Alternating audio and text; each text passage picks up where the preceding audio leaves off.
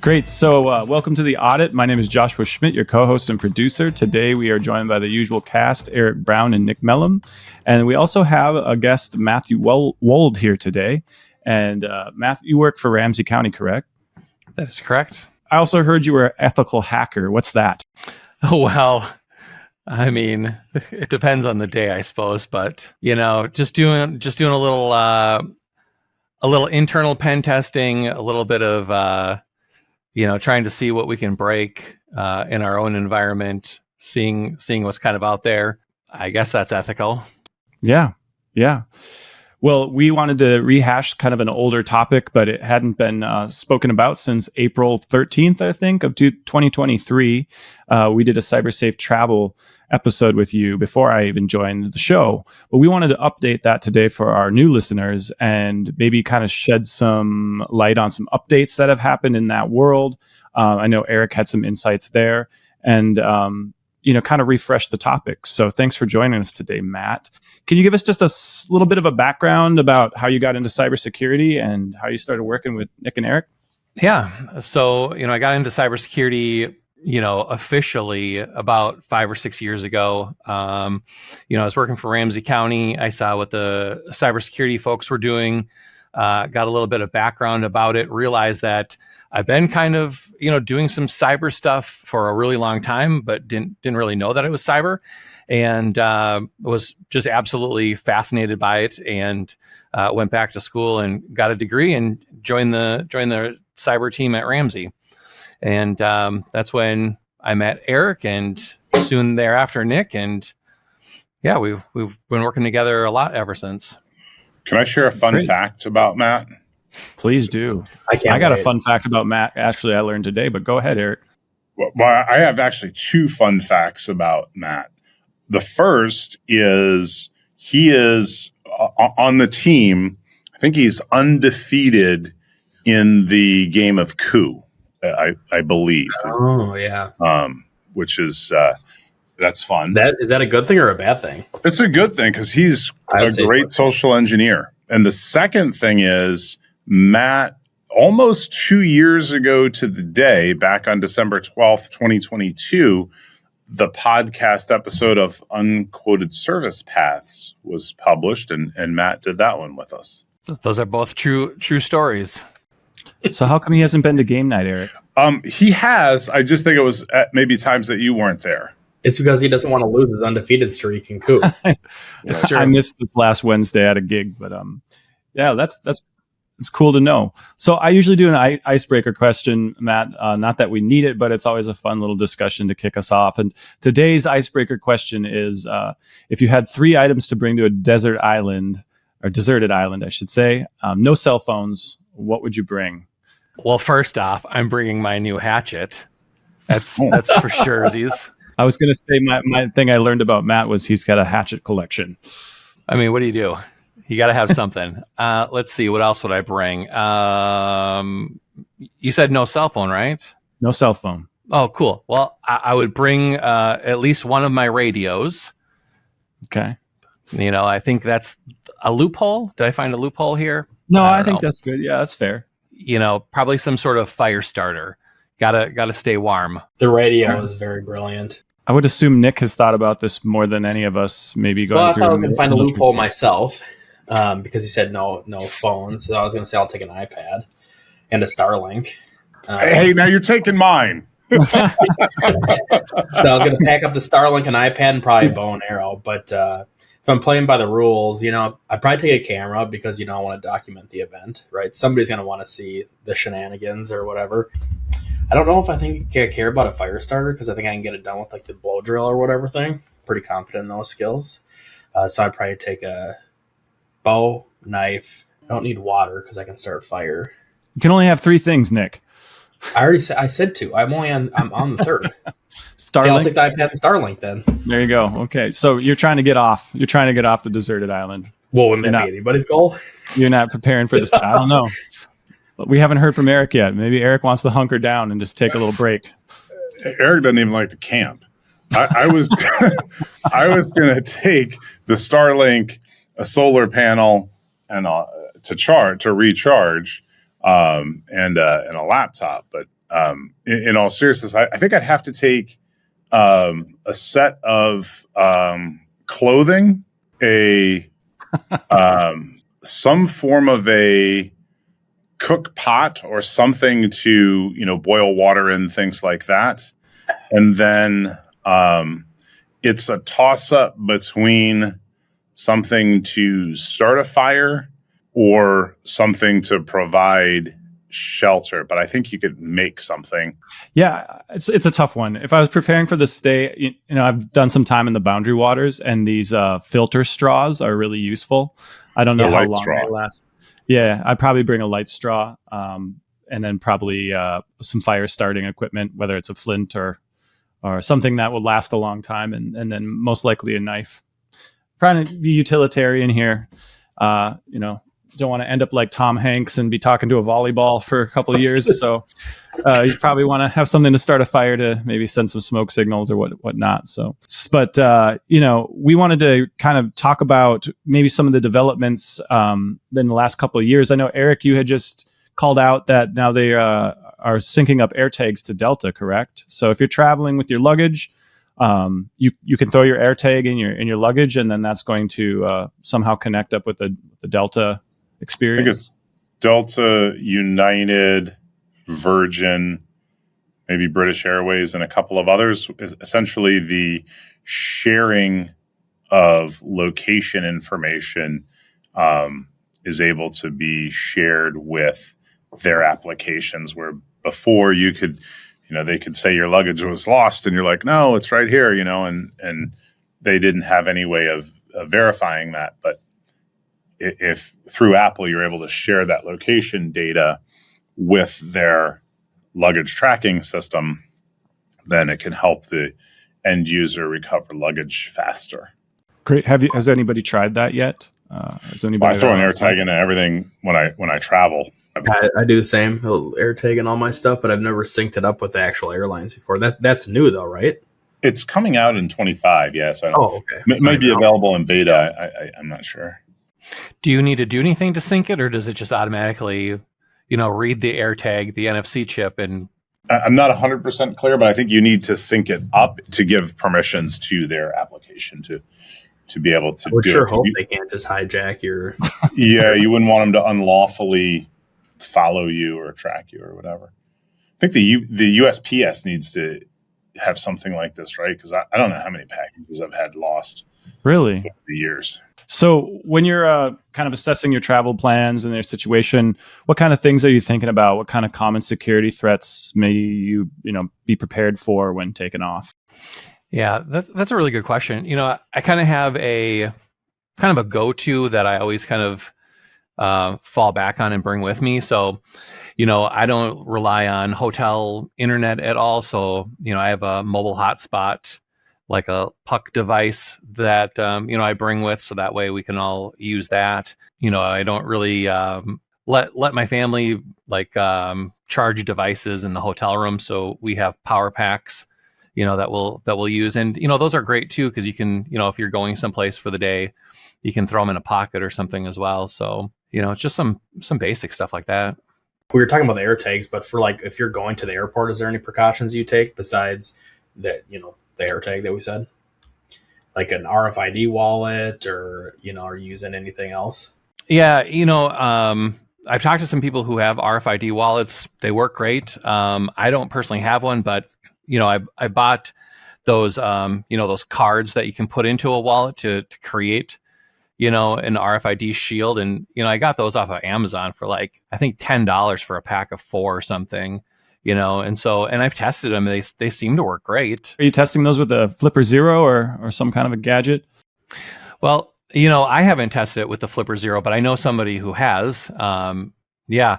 And so, he tested it and said it works great. I've tested it with just some NFC readers, and it's worked great. So.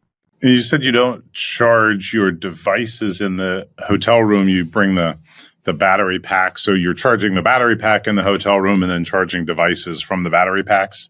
Yeah, exactly. It is because you never know what you're plugging into, right? Like you plug your phone into some USB connector, and who knows what's on the other side of that or what it's doing. I think one of the things I was going to mention here is there's like the OMG cables, and they're like $100, but those things are so crazy that they have like Wi-Fi and like a tiny little computer built right into the cable. If you borrow a USB cable from somebody, you have no idea if that's what you're getting. And, you plug your phone in and you think that everything's charging, but really it's, wirelessly sending all of your data off to an attacker. And, now they've got all your pictures and, God only knows what happens then. I do remember when I drove back to Minneapolis, I think it was February. I'd make the drive quite often. And one of the hotels I stayed in, they had it was like a lamp and a power bank, or there was an outlet on there or whatever. And they had an Ethernet port you could plug into on there, but it had the Ethernet port coming out of it you could plug into. I think I sent Eric and a couple other people the picture, just like, nice try Holiday Inn or whatever. But it is what you're saying, Matt. It makes a lot of sense because a lot of people would just mindlessly plug into that and you have no idea what's on the other side of it. Yeah. And it's just like, I don't want to say a lack of education, but people just don't know better. Right. So it's really no fault of their own in a lot of cases, but I guess that's why we're here having the conversation. Right. I mean, you think about it and you have a family, right? And you go on vacation and people want to charge their Apple Watch. They want to charge their phone. They want to charge their iPad. I mean, there's like 6 billion things that you want to charge, and you're not going to carry, connectors for all of this stuff. So it's, you walk in and you see all these USB ports and you think, oh, this is perfect. Like I can just plug everything in here. Well, is it okay to plug, say, you have a charger that is like a charging brick, right? Like, let's say it's an iPhone or an Android phone. The USB cable plugs into it. It plugs into the wall. Are those okay? Is it yours? Did you bring it from home? I did. Then I would say, yeah, it's fine. Okay. If you borrow it from somebody that you don't know, I mean, I'd steer clear. So you're saying plugging into an outlet is fine, but if you're getting somebody's USB cable or something else, it's right. Yeah. I mean, have you seen even on Amazon where they have those, the USB or, the plug-in and it's got like a tiny little camera on there.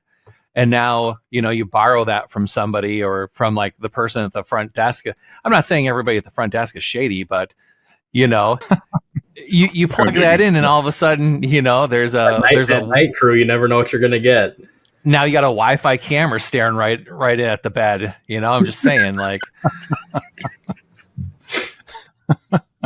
Outside of the cyber realm, is there anything else that you must take to fill out your kit for the that would go along with the cyber world? They make things that that you can put into a suitcase where you can put it up against the door, right, to just reinforce that door. And if we want to go down in a side tangent here about RFC and doors, we were at Wild West Hackin' Fest and they had the door with the NFC reader. Yep. And Cam was able to clone that thing in like 5 minutes and get into his hotel room.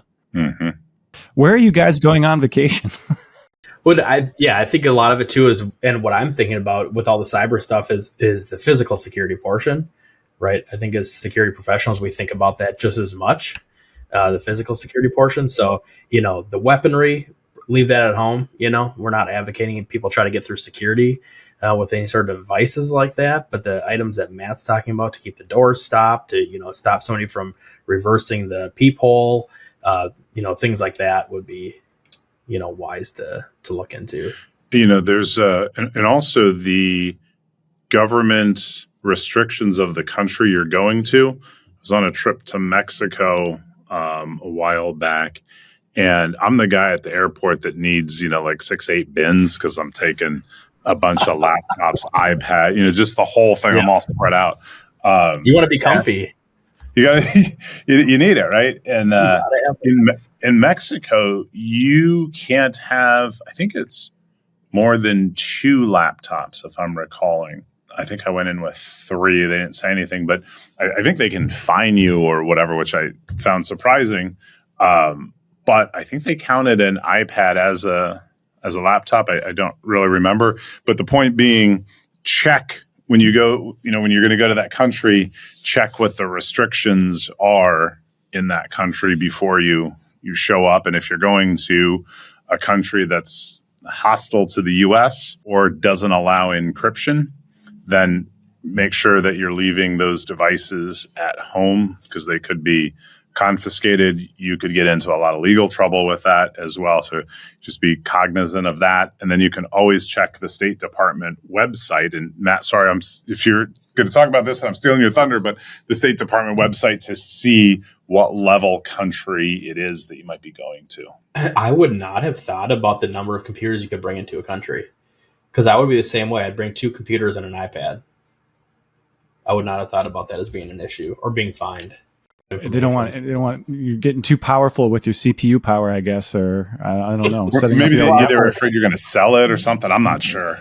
Okay, that makes sense. Well, that leads into my next question: like, how does traveling to a different country affect your security posture? You kind of already started to answer that, but let's say I have to do some work, and I need to bring my laptop, and I need to get on Teams or some other kind of file sharing service. What kind of precautions would I be taking as a business professional in that scenario? Or what would you recommend to, organizations or the messaging to an organization when giving advice for people traveling during the holidays or any time of year, really?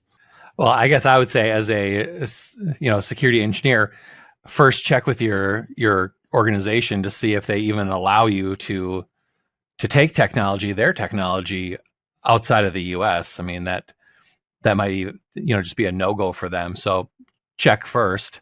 Just if you take technology, I think it's your responsibility to be responsible for it and to lock it up and to have it with you. So I think that would be what I would say. You're checking with your company. Some companies have security restrictions about logging in from outside of the country, and you may need to go through managerial approval in order to be able to log in remotely, and they may have to enable things for the period of time that you're away so you can connect in. Again, just to Matt's point, check that out before you take the company device.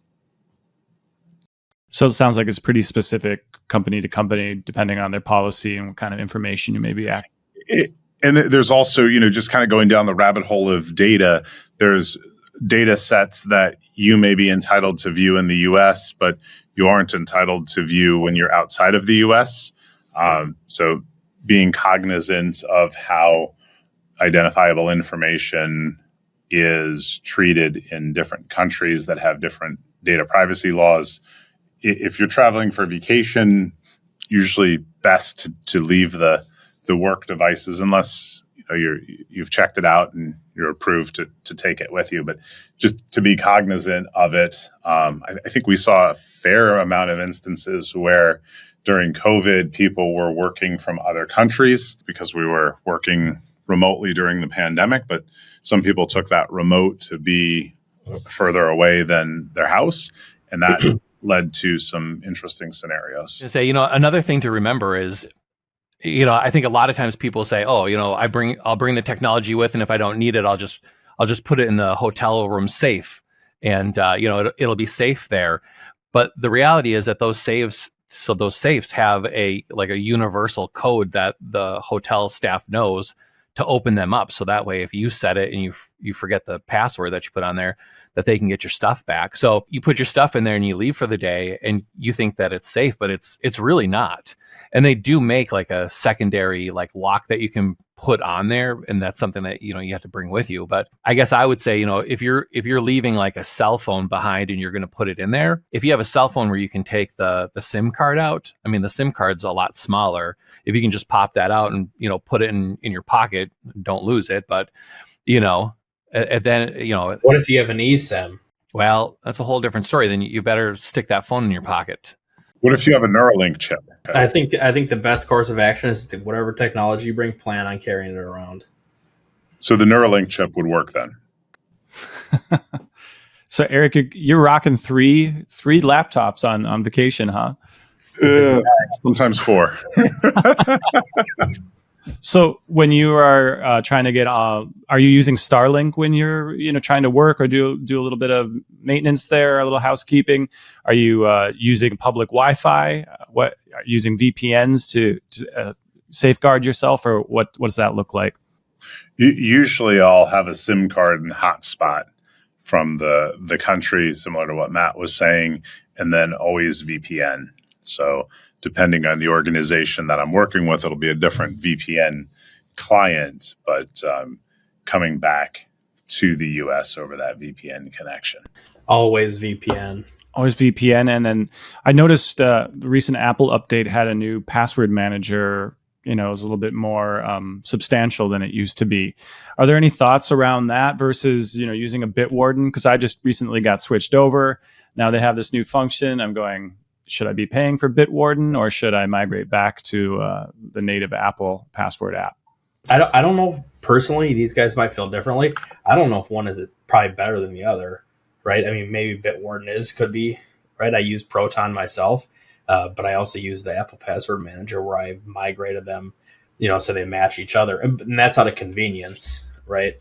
But I don't see the Apple Password Manager, the new application, as a threat, to using that on my personal devices, just because I take other precautions, VPNs and whatnot, if I'm going to be using any sort of public Wi-Fi, which is very rare. But if it's the only option, if you don't have cell service for whatever reason. But yeah, I guess Eric or Wold, do you guys have any thoughts on if it's as secure? I think it's as secure. It'd be interesting to hear what you think, Matt.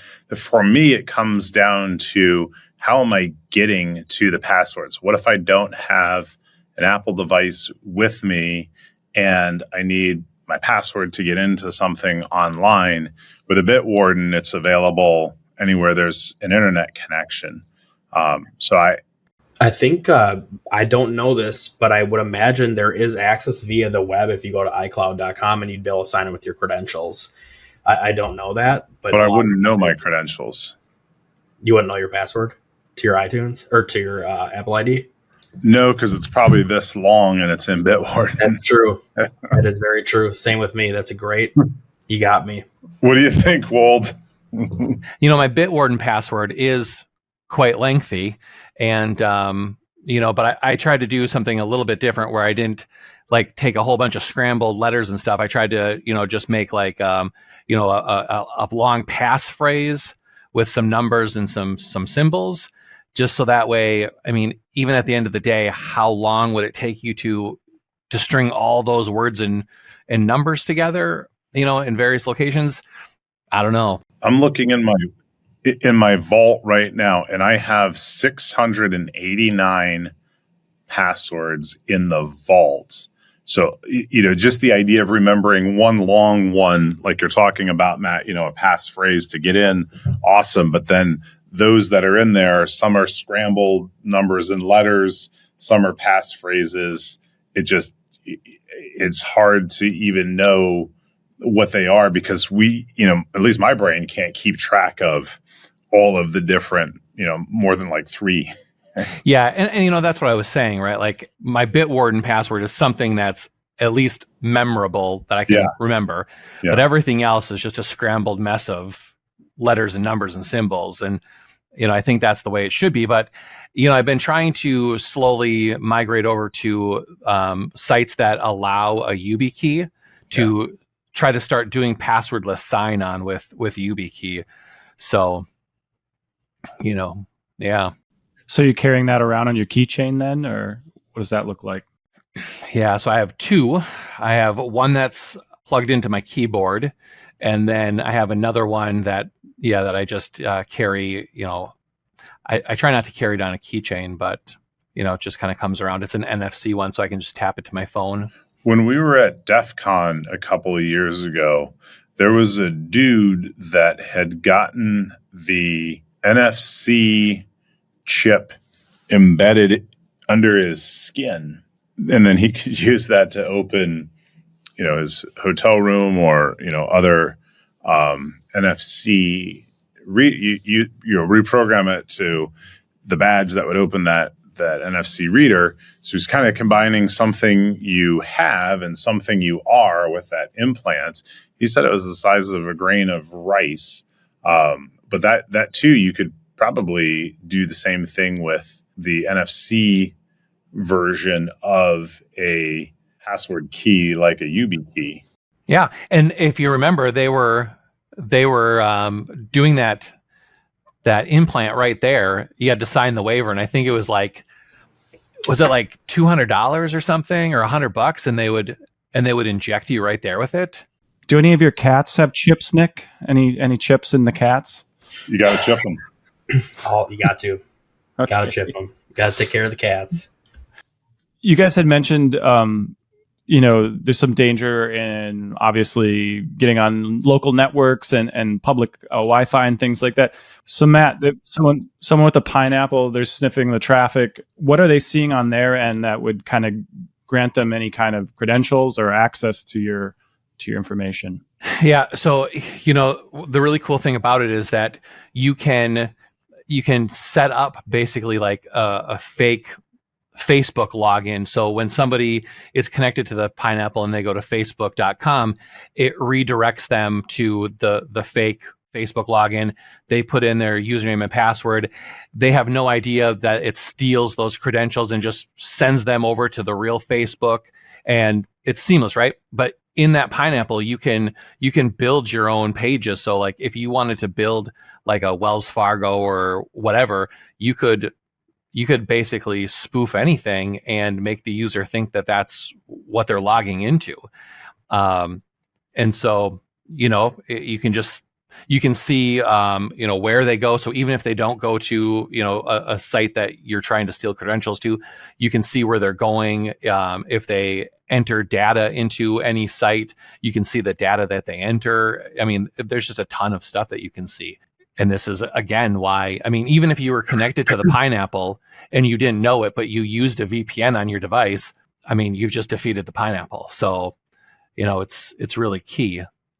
Do you think, on that topic, do you see any, in that threat landscape of Bluetooth, what would be a hacker's capability with that? Is there any concern with keeping your Bluetooth on, or would you recommend travelers turn that off if they're not actually using it? Yeah. There's always, it's a threat vector, right? It's a way to transmit data, so if you don't need it, if you're not going to be, if you're traveling and you're not going to be using Bluetooth headphones or something else, why leave it on and leave that door potentially open or vulnerable? Just turn it off. It's so easy to do. Just shut it off and turn it back on when you need it. It's probably a good, unless you're using Bluetooth all the time, maybe it's a good general rule of thumb anyways, but there's a lot of ways that you could do it, I suppose. You could send some sort of request to another device, and somebody may, not even realize that they're, they may just say, oh yeah, accept, and then all of a sudden, they've downloaded some malicious file to their phone. Or can I give you just my rundown of like quick hits on travel safety? Okay, so kind of starting on the home front, make sure your credit's locked, and that's just a good practice overall, to make sure you've locked your credit so people can't open up credit in your name. But I think we'd advocate that for anything. And then when you're traveling, it's the AirTags, so you know where your luggage, put it in your kid's backpack, what have you, right? So you keep closer tabs on those sorts of things.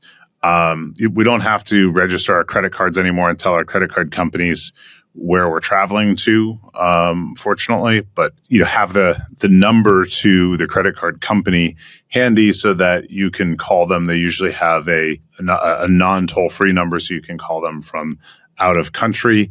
Look up the country that you're going to, especially if it's like a level 3 country. Hopefully you're not going to a level 4 country. And make sure you know where the U.S. Embassy is. You can go through the State Department's recommendations of registering with the embassy in countries where it may not be as safe for Americans to travel. And then have a meetup plan for your family. So if you do get separated, where are you meeting? And then what is your plan of action from there? Quick aside story, I was traveling with my mom to Japan. I had gotten onto the train and my mom was just about to step on, and the doors were closing and she would have been left behind on the platform.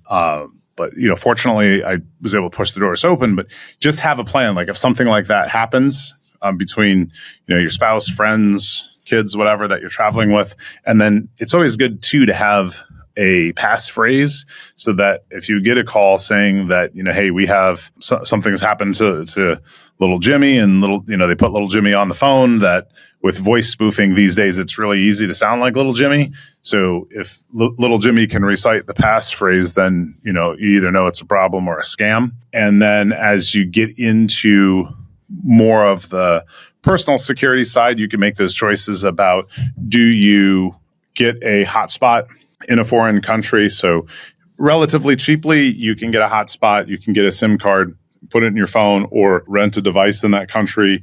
Usually they'll ship it to you ahead of time, or you pick it up in the airport in that country. It's a pretty cheap way to keep your data contained. Get and Matt talked about using that hotspot. Get a VPN if you don't have one already. From work, certainly go through the travel policies at work. Make sure that if you aren't supposed to be taking work equipment or viewing work-related files while you're out of the country, don't do that. Leave that stuff behind, and avoid posting and celebrating your it's cool, you're traveling, but then posting that all over Facebook. People know that you're not home, which is not always good. And encourage your family members, or at least have the conversation with them, right? Like, if you're traveling, then, your mother's not posting, Matt's over in, Cancun or whatever, right? Because she's happy for you. But now that's, giving away information about you that you may not want to give away. So, some people may be like, my trash is coming on Friday, I'm leaving on Wednesday, I'll be back on Saturday. Leaving the trash out for that long of period of time, if you're in an area where you're putting individual carts out to the street, may not want to do that because there are dumpster divers. I think you nailed it. I'm sorry to everybody that waited that long for the real advice, but there you go. There it is. Liam Neeson isn't coming to save you if something happens. But solid advice. To the international travel, there is that State Department website, or the app that you can download for your device, so that way if you're in a level 2 country and it suddenly turns into a level 3 country, they'll alert you through the app, and it does have the embassy information in there too, in case you weren't proactive. Years ago, I was traveling with a friend, and you always think like this stuff's never going to happen to me until it does. I was traveling with a friend on vacation, and I was real young. This is like pre-security, like way pre-security, and just barely into IT. And we were going to a tropical location, and for some reason, she thought it was a good idea to bring 8-9 pair of shoes. I'm not sure why, but this, I think she had 2 suitcases. One was full of shoes and like makeup and contacts, and then the other one had her clothes. And then she had a carry-on, and I had my suitcase and carry-on, and it was a mess juggling all of this stuff. But we got it into the plane, got to the country, got out, went to the baggage to pick up the baggage, and this is this is decades ago, way before AirTags were even a thought from Apple. So it wasn't really possible to track luggage back then. And this is before the airlines were putting those stickers that tracked baggage. You just kind of showed up at the carousel and hope for the best. Well, all the bags came out except for the one with the shoes. We're not sure if it came out and was picked up, or we got it and then kind of turned around and one of the bags was gone.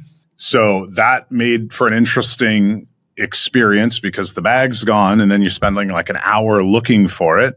And you got to, report it in a foreign country, and then dealing with the aftermath of not having contacts and, other toiletry items, and picking those back up in that foreign country was interesting, to say the least. And we had to travel to places that probably wouldn't have gone to, that were kind of way outside the quote unquote bounds of normal travel. So I would say, be mindful. And now AirTags can certainly help, but criminals know that AirTags are in there, and they're going to look for that and yank them out too. So be careful kind of where you put them, make it a little harder to find. And then I'd also say, some of us like Nick with those cats, sometimes travels with the cats, sometimes not. So make sure you know the regulations around pet travel and what it takes to get a pet in and out of the country. And then Nick also has, is it Louis Vuitton luggage, Nick? Only Louis Vuitton. So if you're traveling with Louis Vuitton luggage, great. But just know that, that's kind of setting yourself up to be a target. Those bags are, I don't know, Nick, are they $2,000 each? But 2 or 3, I forget. I might not want to do that myself, because now it's, if I can afford that on a bag, what's in the bag, it seems to be. You want to be what is the word? You want to be a soft target, not a hard target, right? I have it flipped around. You don't want to call yourself out, wear something flashy. I think the other thing too that I always do, and I've been doing this for years, like 10, 15, 20 years, I always carry my wallet in my front pocket. Yes, that's a good one. I would even take that one step further, and there are these necklace wallets you can get, so it can sit under your shirt, right on your person, so you're not even in a pocket. Make it a little one step harder for people to get to. That was my one security tip I will add in. And I got one more question here before we wrap today. So, Eric, you mentioned the airlines.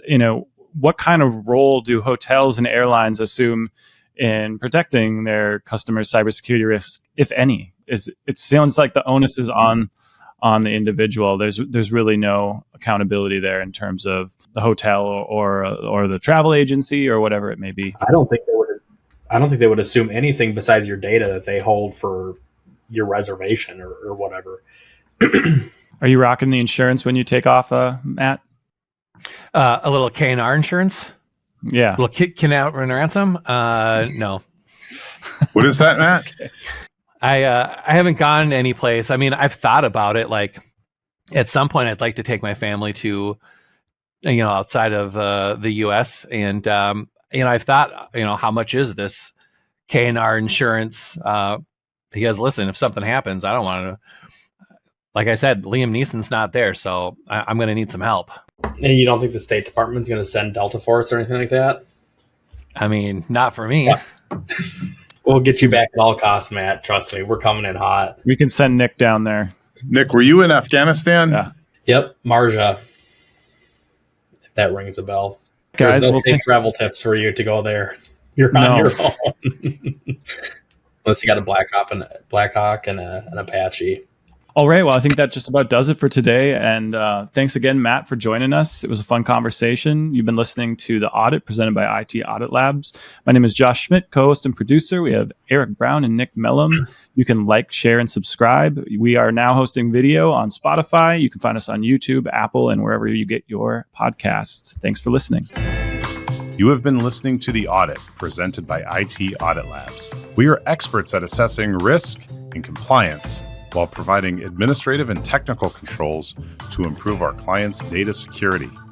Our threat assessments find the soft spots before the bad guys do, identifying likelihood and impact, while our security control assessments rank the level of maturity relative to the size of your organization. Thanks to our devoted listeners and followers, as well as our producer, Joshua J. Schmidt, and our audio-video editor, Cameron Hill. You can stay up to date on the latest cybersecurity topics by giving us a like and a follow on our socials and subscribing to this podcast on Apple, Spotify, or wherever you source your security content.